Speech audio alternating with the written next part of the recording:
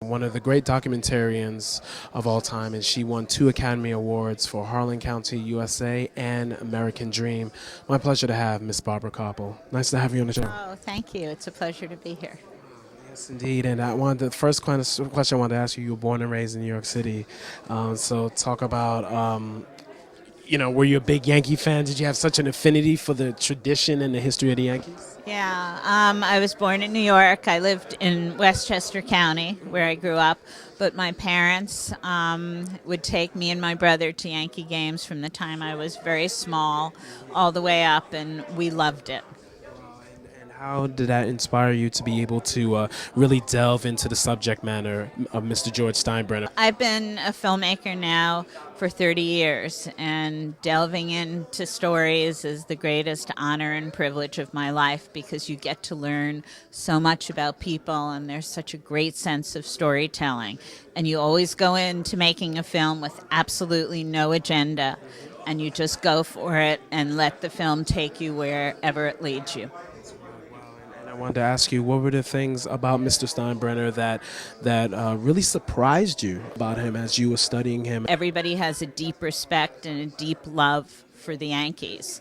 And Mr. Steinbrenner, most of all. Mr. Steinbrenner, when he was a young boy in Cleveland growing up, he used to go into the Cleveland railway station whenever the Yankees would come to town and watch them collect their baggage just because he wanted to catch a glimpse of them. So in a sense, Mr. Steinbrenner was the biggest fan of all. Yes, indeed. And I wanted to ask you from the fans' perspective and everything with the whole corporate entity of the new Yankee Stadium, and of course your film touched upon that. With the big business and the market, do you still see fans being able to really enjoy, the true fans being able to enjoy what the Yankees are all about at this day and age? Well, I hope so. I think that some of the tickets are tremendously expensive, but in sports, I mean, they just built $1 billion stadium, and sports is a very, very expensive entity.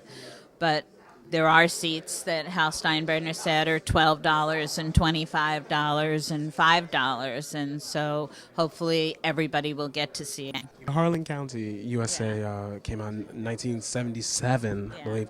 I just saw that film, and what gravitated you towards that part of America, being a Northeastern person? Well, when I always cared about working people, and I thought the coal miners were the salt of the earth, and nothing could kept me from going to Eastern Kentucky to film that. That was one of my first films.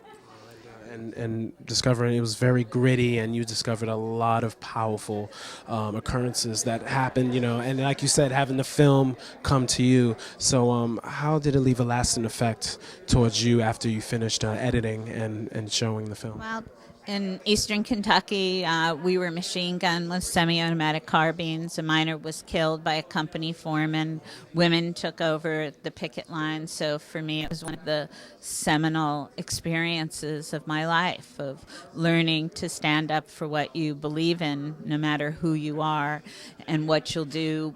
And they may even take your life for doing it. And that has taught me so much about life as I've gone on to do other work. I want to say thank you for your time. It was a pleasure to meet you. And you're a very good interview.